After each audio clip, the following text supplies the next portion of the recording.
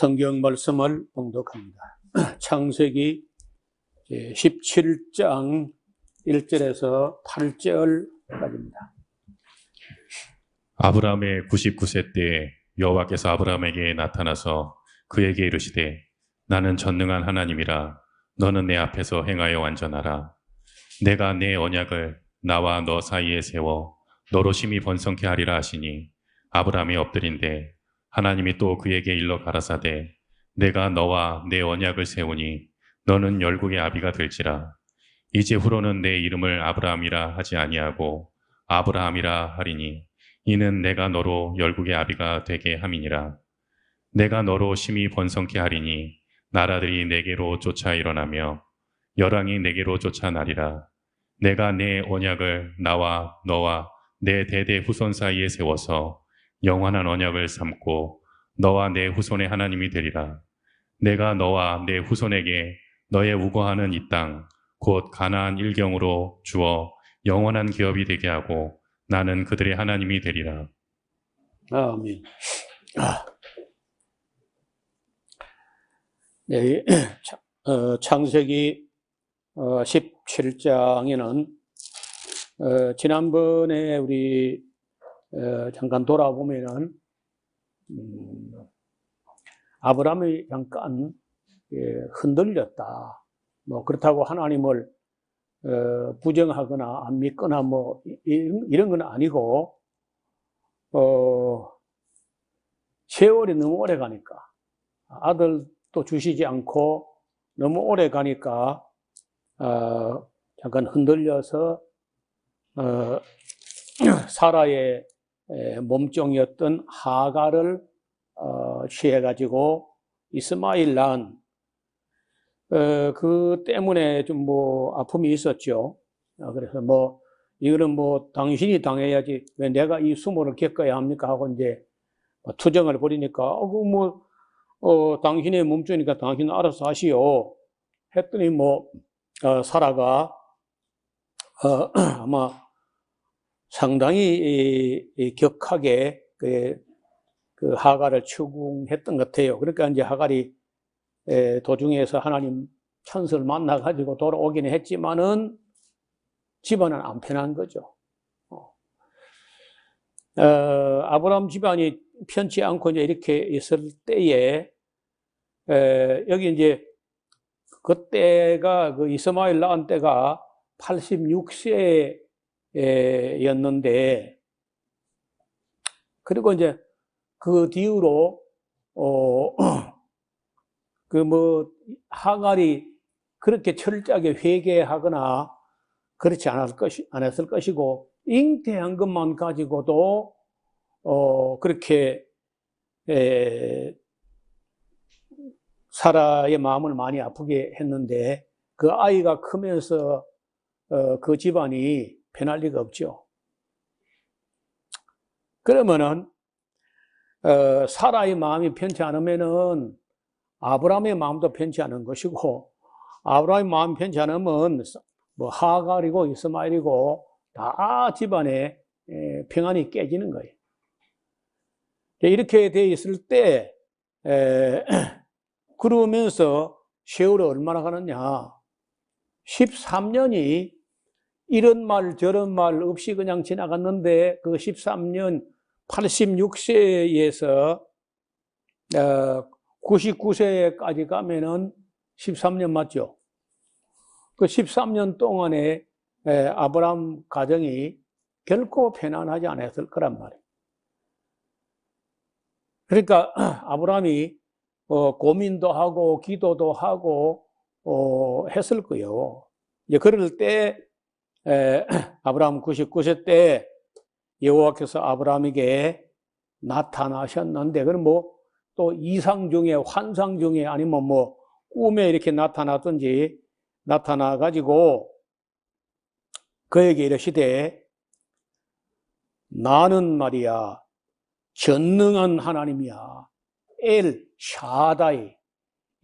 샤다이라는 말이 전능한 하나님이라 이런 말씀을 하시면서 이 말은 아브라함을 보고 나는 전능한 하나님이라 너는 내 앞에서 행하여 완전하라. 이렇게 할 때는요, 이 속에 이 하나님께서 말씀을 점잖게 해서 그렇지, 은근히 책망이 들어있는 거예요. 너 하나님을 어떤 하나님 믿는 거야? 하나님 한번 한다면 하는 분인데, 전능한 하나님인데, 너 그 전능한 하나님 믿는 거야? 안 믿는 거야? 너 만약에 정말 전능한 하나님을 믿는다면은 내 앞에서 그 믿습니다만 아니고 행하여, 그 행함까지 완전해야 된다. 뭐, 책망이죠. 제가 한 10년 됐는가 모르겠는데, 정확한 연도는 기억이 안 나요. 아니면 이 성경 창세기 17장 늘 읽고, 설교도 하고, 강의도 하고, 성경 강좌 때 늘 이야기하고 하는 건데, 어느 날 이 창세기 17장을 읽는데, 나는 전능한 하나님이다 하는 말씀과 너는 내 앞에서 행하여 완전하라 하는 말씀이 얼마나 크게 울리고 심금에 깊이 여운을 남기는데 막 가슴이 콩닥콩닥 하는 거예요. 왜 전에는 내가 이 말씀을 예서로 봤을까? 왜 내가 이런 거 어떻게 내가 지나쳐 이렇게 봤을까 하는 생각이 들면서 이 문제, 즉 주제 행하여 완전하라 하는 이 말을 누가 나보다 먼저 누군가 그래도 충격적으로 또 깊이 새겨서 인식했던 분이 있었지 않을까. 그 많은 성도, 그 많은 기독교인들, 그 많은 목사들 중에 이 행하여 완전하라는 이 말씀에 크게 감동이나 충격을 받은 분이 있었지 않겠는가. 그래 싶어서 컴퓨터를 켜가지고 검색창에다가 행하여 완전하라 하는 키워드를 넣고 엔터를 쳤는데 제가 그 왜 그래 쳐봤냐면요, 누가 이런 주제로 이 행하여 완전하라 하는 주제로 책을 쓴 분이 혹 없을까? 있겠지. 그런 분이 있다면은 그분을 만나보든지 연락해보든지 찾아보든지, 만약에 없다면은 내가 이 주제 행하여 완전하라는 이 주제로 내가 글을 쓰든지 책을 쓰든지 해야 하리라 이런 생각을 하면서 컴퓨터를 두드렸는데 안 나오는 거예요. 없어. 그래서 다시 검색해보고 우리가 보통 검색하면 두 가지 세 가지 하잖아요. 첫째 구글을 해보는 거고, 아니면 또 네이버 이렇게 해보는 거고, 하다 또 안 되면 다음도 해보고 이렇게 소위 말해 포털 사이트에서 검색창에서 이제 해보니까 없는 거예요. 내 생각에 이럴 수가. 나 같은 시골 무지렁이 목사가 이런 주제에 눈을 뜨고 이런 주제에 귀가 번쩍하고 이래 했는데 어떻게 아무도 이런 주제를 가지고 책을 쓰거나 논문을 쓰거나 한 일이 없었다고? 거참 하면서 며칠 동안 제가 이 주제를 가지고 머리에서 마음에서 떠나질 않아요. 계속해서 마음속에서 울림이 있어서 원고지를 두드려서 이제 결국은 한 두 달 반, 한 석 달 정도 이렇게 걸려서 작은 책이지만은 소책자, 제목이 행하여 완전하라는 책을 쓴 적이 있습니다. 우리 기독교인들 중에 루터부터 아마 마르틴 루터부터 약간의 오해나 실수까지는 아니라도 조금 그 문제가 있다는 거예요. 그 루터가 굉장한 그런 인물인데도 그 종교 개혁의 깃발을 내걸 때 세 가지를 내걸어요. 그게 뭐냐? 오직 믿음, 오직 은혜, 오직 성경, 이 세 가지, 그 앞에다가 이제 오직이란 말을 라틴어로 솔라라는 말을, 솔라가 솔로고 혼자 하는 거예요, 솔라, 오직. 그래서 그 오직 믿음이란 말을 솔라 피데가 이제 오직 믿음의 말. 오직 은혜, 솔라 그라시아, 오직 성경, 솔라 스크립투라. 이렇게 이제 세 가지 기치를 내걸고 종교 개혁을 추진을 했는데, 그러다 보니까 우리 한국 사람들에게나 루터교 사람들에게 이 오직 믿음이란 말이 너무 그거 한마디만 너무 이렇게 깊이 새겨졌는지, 행함도 없는 믿음, 사랑도 없는 믿음, 계명도 안 지키는 믿음, 율법도 무시하는 믿음, 구약을 무시하는 믿음, 이런 식으로 오직 믿음이란 말로 이렇게 갔는데, 제가 이제 그때 그 앞서서부터 오직 믿음이란 말에 문제가 있다. 성경을 그렇게 안 가거든요. 성경에는 오직 믿음이란 말이 없어요. 이제 번역을 할 때 우리말 성경에는 오직 믿음이 있습니다. 그런데 헬라어로 원문으로 된 데는 오직 믿음이 아니고 오히려 그러나 믿음으로 말미암아 살리라, 이렇게 오히려 혹은 그러나 이렇게 역접의 접속사로 되어 있어요. 오직이란 말이 아니었다고. 이거 한번 찾아볼까요? 여러분 그 하박국서 2장 4절 한번 찾아봐요. 이게 믿음으로 말미암아 하는 이 믿음이란 말이 하박국에서부터 하박국 2장 4절에서 연원한 건데, 이 하박국 2장 4절 보세요. 1303페이지 하박국 2장 4절 보라, 그의 마음은 교만하며 그의 속에서 정직하지 못하니라. 그러나 의인은 그 믿음으로 말미암아 살리라. 그러나도 그러나 오직이 아니고. 그래서 이 말도 조금 설명이 필요해요. 이게 지금 너무 중요한 대목이기 때문에 조금 시간을 가더라도 설명을 드리고 가야 되겠어요. 그때 어떤 때냐 하면은, 아마 그 연대로 하면은,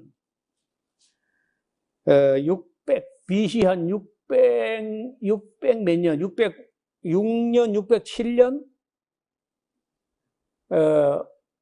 606년 어간이나 아마 605년, 606년 뭐 하여튼 그 정도입니다. 무슨 얘기냐면은, 바벨론의 그 악한 놈들이 와가지고 예루살렘을 에워싼 거야. 에워싸고는 그 요인들, 아니면 뭐, 귀족층, 왕족, 뭐 이런 사람들을 잡아다 패고, 잡아 죽이고, 이렇게 하는 거예요. 바빌론 군대가 예루살렘을 에워싸고, 누구 데려오라 그래. 해가지고 이제 이런 일을 보면서 하박국이 못 견뎌합니다.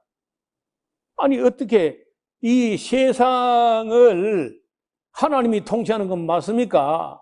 하나님이 통치하면 어떻게 이런 일이 벌어집니까?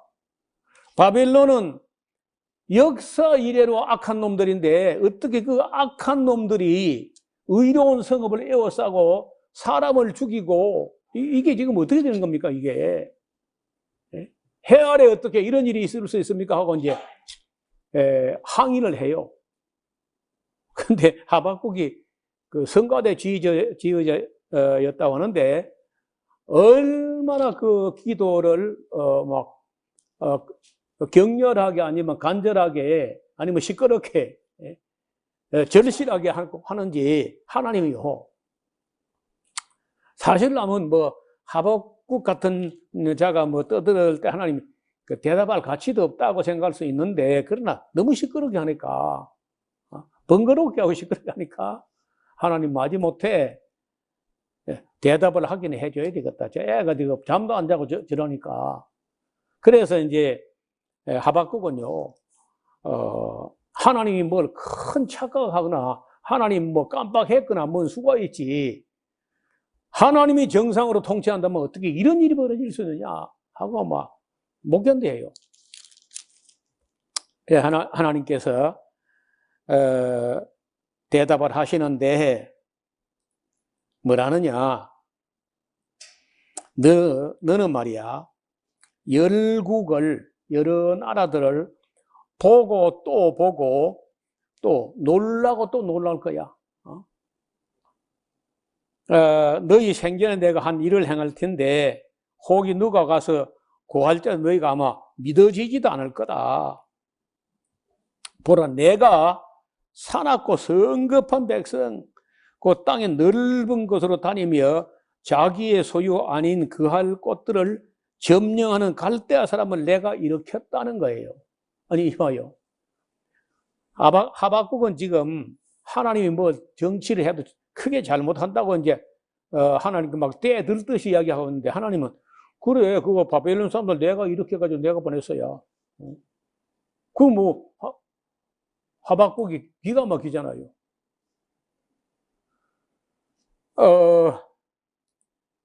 그래서 하박국이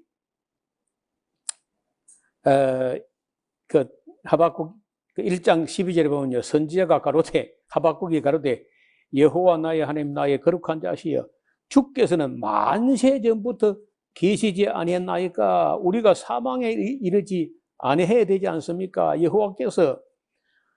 여호와의 주께서 만약에 뭐 바벨론을 심판하기 위하여 그를 두셨다고 한다면은 뭐 반석이시여, 주께서 또 까부는 나라를 경계하기 위하여 그를 세우셨다, 뭐 그런 말씀 같으면 우리가 그까지는 이해합니다.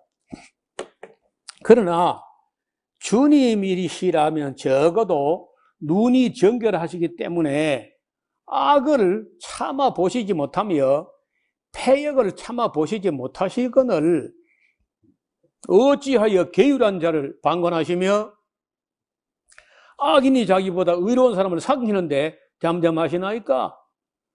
주께서 어찌하여 사람으로 바다의 어족 같게 하시며 주권지 없는 곤충 같게 하시나이까? 그가 낚시로 모두 취하며 그물로 잡으며 초막으로 모으고 인하여 기뻐하고 즐거워하며 그물을 걸어놓고 거기 제사하며 초막 앞에 분향하오니 이는 그걸 힘입어 소득이 풍부하고 식물이 풍부성기 때문이다. 그가 그 바벨론이 그물을 떨고는 연하여 늘 열국을 살육하고 돌아다니는데 그게 옳다 그 말입니까? 그래도 되는 겁니까, 하나님? 이렇게 따지는 거예요. 아니, 만약에 하나님이 어떤 나라를 징벌할 일이 있어서 징벌을 하시려면은 악하지 않은 의로운 성읍을 일으켜가지고 악한 나라를 치면 그건 말이 되고, 하지만은 바벨론이 우리보다 더 악한데, 예루살렘이 뭐 죄가 없는 거 아니지만은 바벨론은 죄가 더 많지 않습니까? 어떻게 더 악한 사람들 보내가지고 의로운 성읍 사람을 잡아가지고 잡아 족치고 하는데 하나님께서 그걸 다 보고 방관하십니까? 막 이렇게 따지는 거예요. 2장에 봐요. 내가 그 하박국이 말하기를 내 파수하는 곳에 서며 성루에 서리라.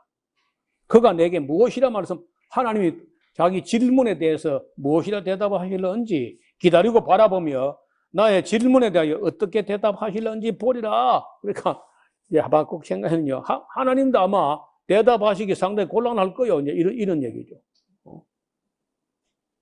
그러니까 지금 바벨론도 잘못하지만은 그런 바벨론을 방관하고 계시고, 그런 악한 바벨론을 이렇게 하죠. 예루살렘을 때리게 하는 하나님의 문제가 있다는 거죠. 여러분, 어때요?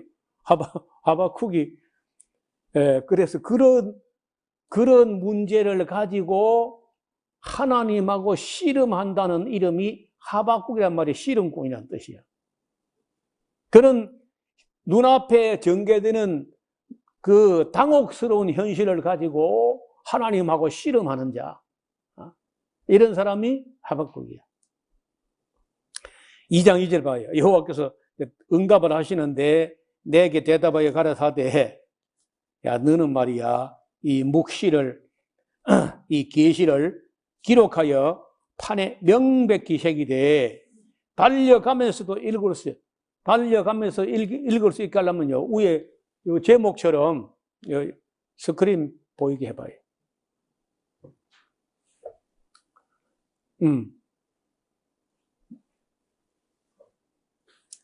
이 큰 글씨로, 현수막을 걸듯이 큰 글씨로 그렇게 새겨서 걸어 놓으라는 거예요. 그 내용이 뭐냐? 이 묵시는 3절에 이 묵시는 정한 때가 있다는 거예요. 정한 때가 있다. 그리고 그 종말이 속히 이르겠고, 그 종말은 바벨론 종말을 말해요.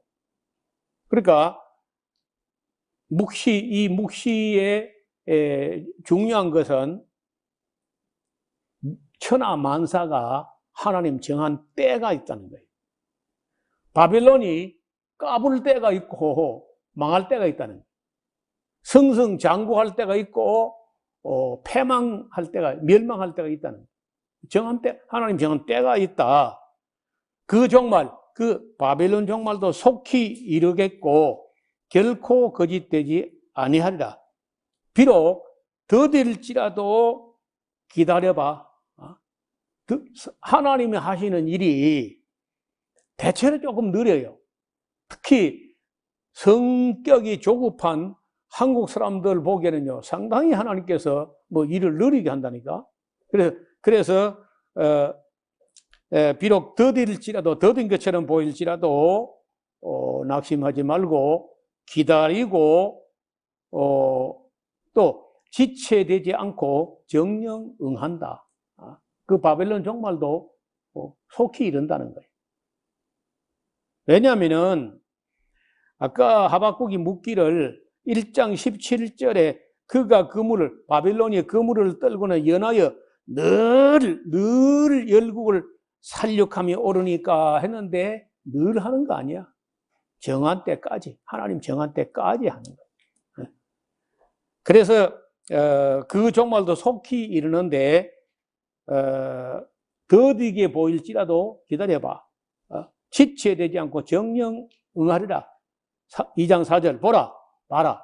그의 마음은 바빌론 왕의 마음인데 그의 마음은 교만하며 그의 속에서 정직하지 못해. 그러니까 망하는 거예요. 바빌론이 왜 망하느냐? 교만해. 그리고 정직하지 못해. 여러분 이봐요. 바빌론이 망한다는데 그 이유는 교만하고 정직하지 못하다. 그렇다면은 안 망하려면 어떻게 해야 돼요? 망하지 않으려면요, 겸손하고 정직하고, 그러면 안 망하는 거지. 근데 바빌론이 교만하고 정직하지 못하기 때문에 속히 망한다는 거예요. 아무리 봐도 푸틴이라는 사람 저거 망할 것 같아요. 망해야 돼, 그렇죠? 세상에 평화롭게 살고 있는 우크라이나가 무슨 죄가 있어요? 아이고. 그리고 아무리 정밀 폭격을 한다 손쳐도 나중에 나중에 전면전 이게 벌어지게 되면은 결국은 군부대 시설뿐 아니라 민간인 시설도 막 타격을 입는 거야. 병원도 뭐 부서지고 송신탑도 부서지고 뭐 이렇더라고 보니까. 그래서 내가 볼 때 꼭 지금 바벨론 왕이라는 사람이 지금 현재 푸틴과 같은 그런 교만하고 정직하지 못하고 얼마나 권력 욕이 강한지, 또 푸틴이요 군대 출신이야, 군부 출신이야. 플라톤이 말하기를 하여간 군인은 정치하지 말아야 된다. 이번에 아마 좀 학비를 많이 내긴 하지만은 온 세계가 큰 공부하는 거예요.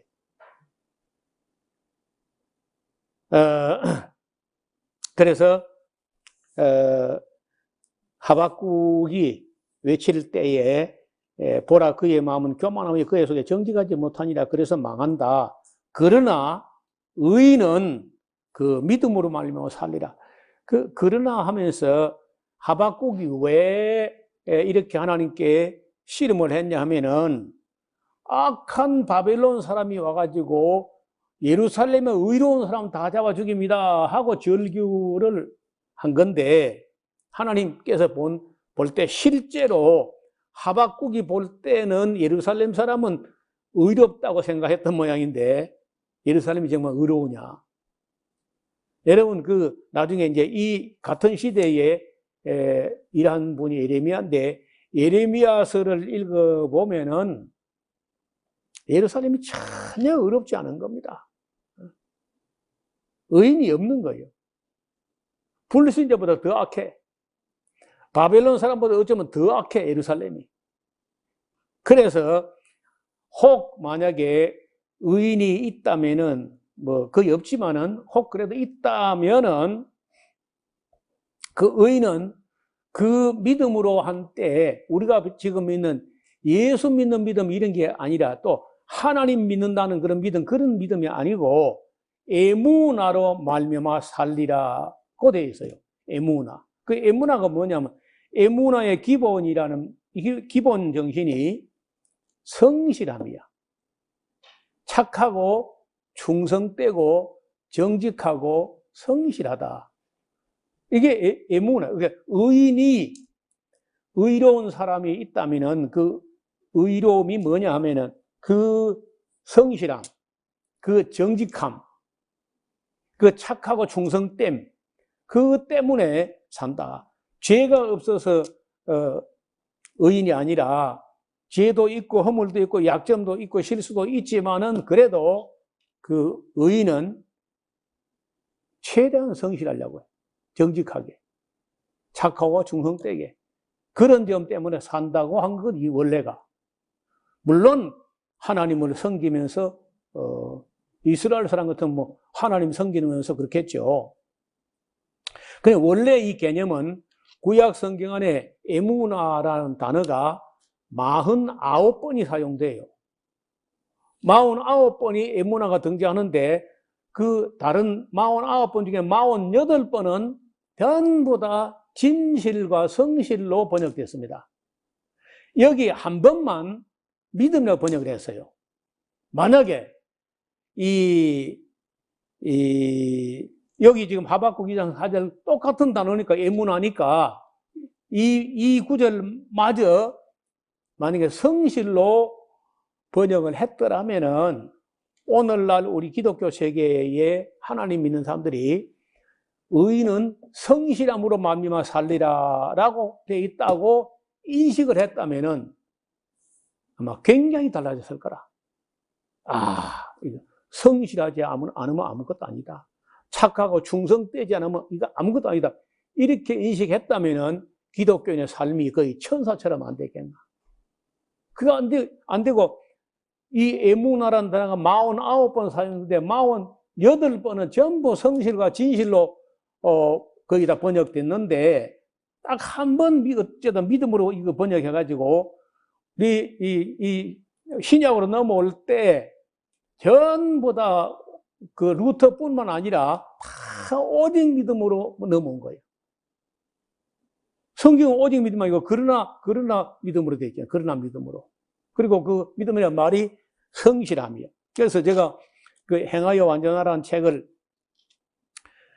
쓰면서 굉장히 가슴 뛰면서 그 책을 쓴 바였습니다. 그리고 이제 당시에 여기다가 목회자들을 한 5, 60명 이렇게 모여가지고 1박 2일을 하면서 그 책을 가지고 포럼, 세미나를 한 적이 또 있었습니다. 자, 그래서 오늘 다시 창세기 17장으로 돌아가서요. 아브라함 99세 때 여호와께서 아브라함에게 나타나서 그에게 이르시되 나는 전능한 하나님이야. 너 말이야 내 앞에서 행하여 완전하라. 마음으로 믿어 입으로 시인하고 입으로만 믿습니다. 마음으로 믿으면 이게 아니고 그걸 넘어서 행함으로 완전하라. 내가 내 언약을 나와 너 사이에 세우리니 지난번에 언약 했는데 또 흔들리거든요. 하나님이 흔들린 게 아니고 아브라함이 흔들렸단 말이에요. 그러니까 다시 언약을 재확인하면서 내가 내 언약을 나와 너 사이에 세워 너로 심히 번성케 하리라. 여러분요, 이 하나님이 I will이야. 내가 하겠다는 겁니다. 아브라함 네가 하는 게 아니고 하나님께서 하나님 당신 자신이 내가 하리라는 거예요. 하시니 아브라함이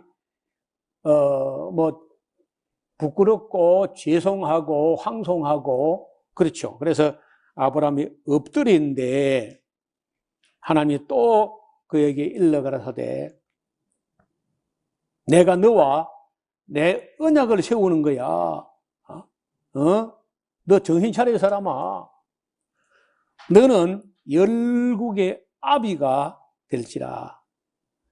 이제 후로는 네 이름을 아브람이라.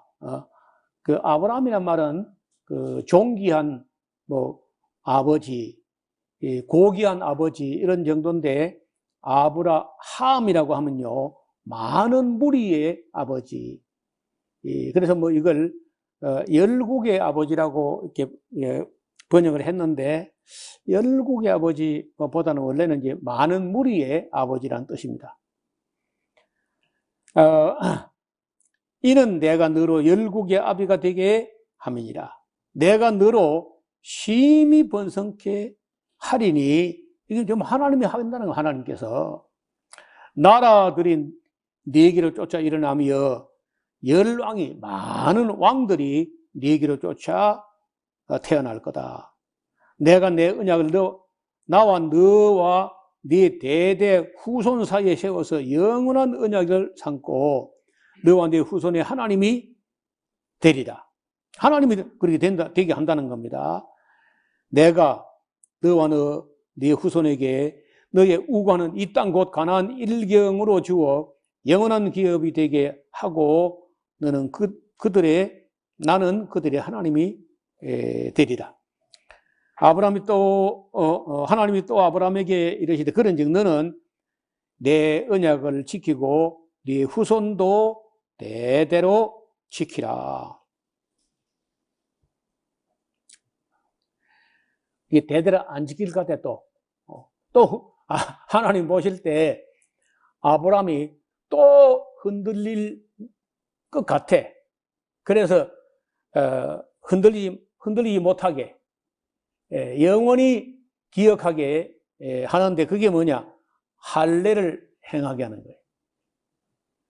여러분 남자의 성기의 그 표피를 잘라야 되는데 그게 사람이 아무데 칼을 대도 우리 몸에 칼을 댄다는 거는 부담되는 것이고 그런데 특별히 그 성기에다가 끝에 거기다 칼을 대서 그 가죽을 잘라낸다. 그러면요 화장실 갈 때마다 볼 거 아니야. 매일같이 소변 볼 때마다. 그러면 좀 덜 흔들리겠죠. 매일 보니까 매일 막 보고 만져보고 매일 보고 만져보고 하면 이제 깜박깜박 못할 것 같아. 그래서 다른 데 하지 않고 매일 용변을 볼 때마다 볼일 볼 때마다 꼭 만져보고 확인하게 하나님과 언약을 맺은 백성이다 하는 것을 잊지 못하게 흔들리지 못하게 한 것 같아요. 10절에 너희 중 남자는 다 할례를 받아 이것이 나와 너희와 너희 후손 사이에 지킬 내 언약이야. 너희는 양피를 베어라. 이것이 나와 너희 사이의 언약의 표징이니라. 대대로 남자는 집에서 난 자나 혹 너희 자손이 아니요 이방 사람에게서 돈으로 산 자를 물은하고 난 지 8일 만에 할례를 받을 것이라. 너희 집에서 난 자든지 너희 돈으로 산 자든지 할례를 받아야 하리니 이에 내 언약이 너희 살에 있어서 영원한 언약이 되리라. 종이에 있는 게 아니고 돌비에 새기는 게 아니고 그 살갗에다가 매일 볼일 볼 때마다 확인하게 되는 그런 언약을 세우는 겁니다. 할례를 받지 아니한 남자 곧 그 양피를 베지 아니한 자는 백성 중에서 끊어지리니 그가 내 언약을 배반하였습니다.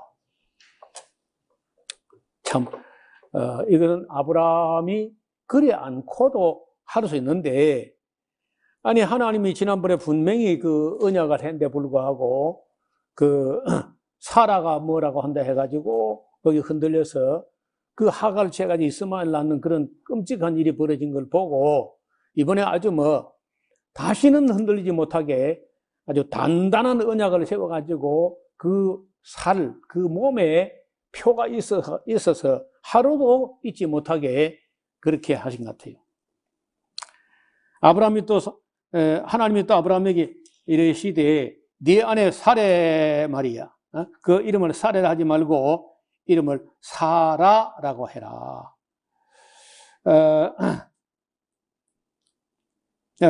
사라라는 이름이 우리나라 사람들은 잘 안 짓는데 서양 사람들은 사라라는 이름도 많이 짓고 리브가라는 이름을 많이 지어. 레베카라고 하죠. 레베카. 리브가라는 말을 영어 쪽에서는 레베카 이렇게 이름 많이 지어요.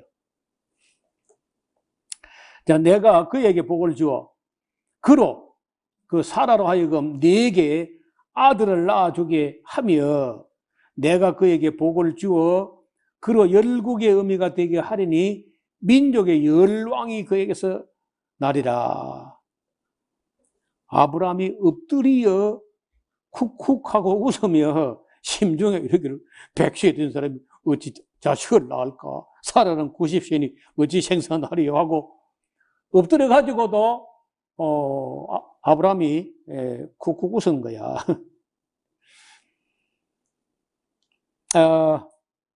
아브라함이 이에 하나님께 고하되 아이고 이스마엘이나 하나님 앞에서 살기를 원하나이다. 아직도 이 사람 정신 못 차린 것 같아. 그죠? 이렇게까지 언약을 씌운다 하는데도 안 믿어지는 거예요. 하나님이 가라사대 아니라 네 아내 사라가 정녕 네게 아들을 낳으리니 너는 그 이름을 이츠하크라고 해라. 우리말로는 이삭 해가지고 마치 곡식 이삭처럼 이라는데 이삭이 아니고 이츠하크. 이삭이라고 하라. 내가 그와 또 내 언약을 세우리니 그의 후손에게 영원한 언약이 되리라.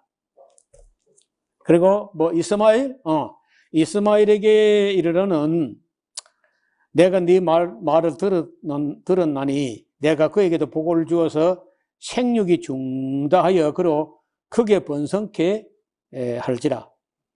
그가 12방백을 낳을 텐데 내가 그로 큰 나라가 되게 하려니와 내 언약은 내가 명년 명년 다음 해 이 기한에 사라가 4개 낳을 이삭과 세울 거야.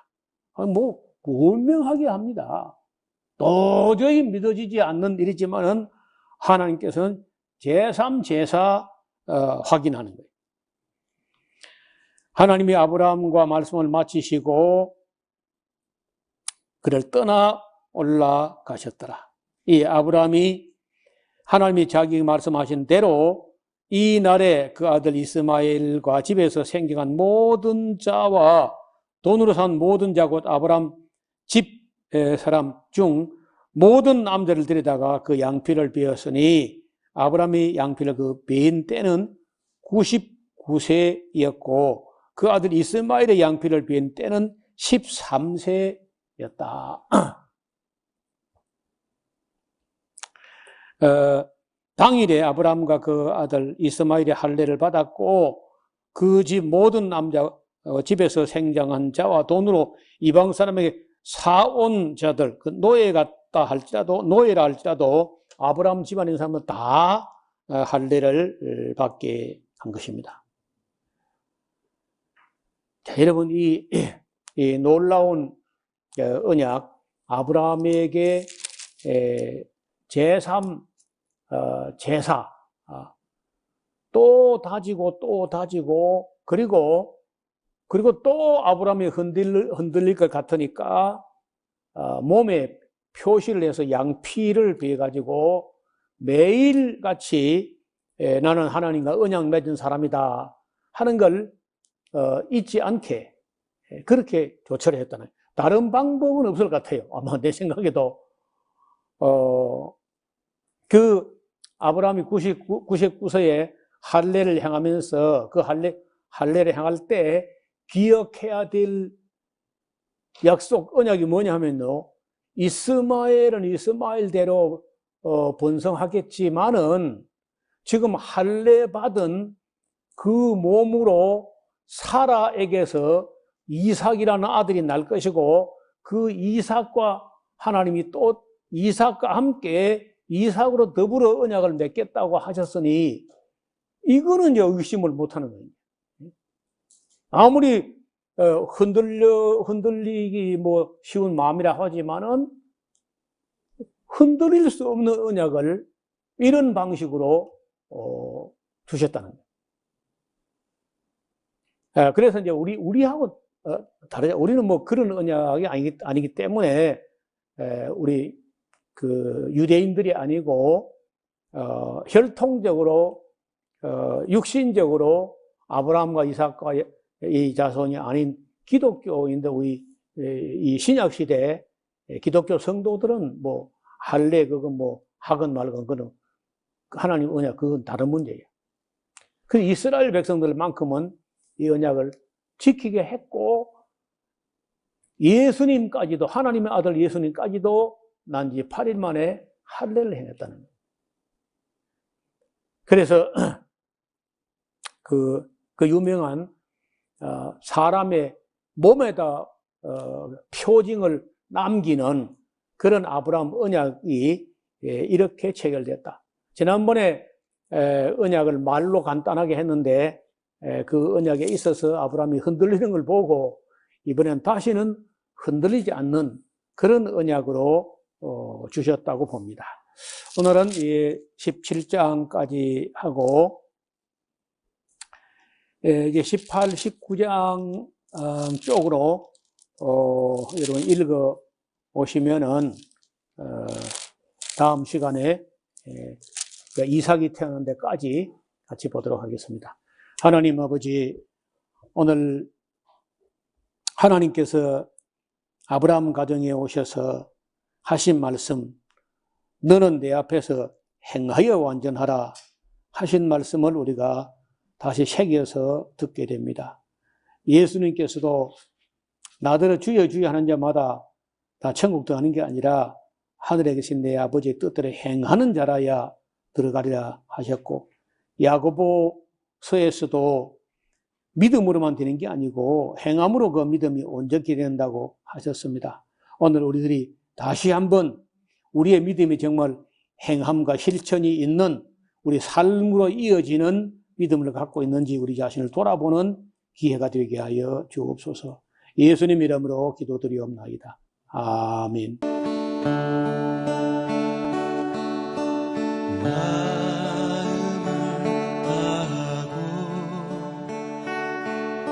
성품을 다하고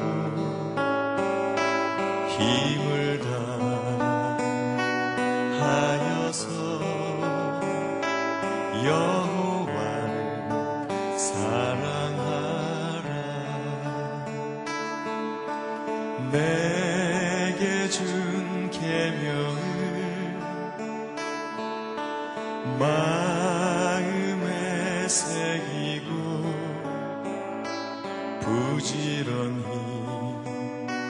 부지런히 이웃에게 전하여라. 그러면 내가 짓지 않은 큰 집을 주리라. 내가 심지 않은 과실을 먹게 하리라.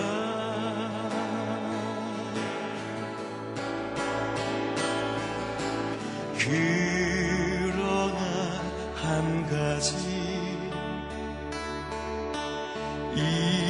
잊지는 말아라. 죄인 된 우리를 구원하신 여호와